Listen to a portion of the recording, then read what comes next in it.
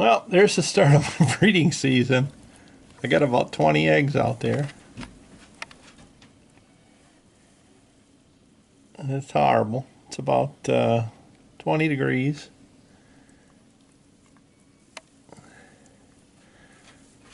They're out there. They're all nested up, but they've been sitting about a week. So hopefully about a week and a half from now, it'll be about 50, 60 degrees outside. And the babies will do okay, because this is ridiculous.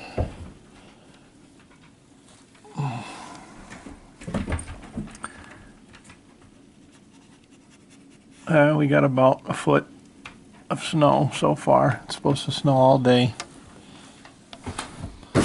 So they're doing good. It's all sealed up. I blocked up everything so they can't go out in the screen house, and they should be fine. I gotta water them a couple times a day because it freezes, but that's how my breeding season's going. I hope you guys are doing better than me.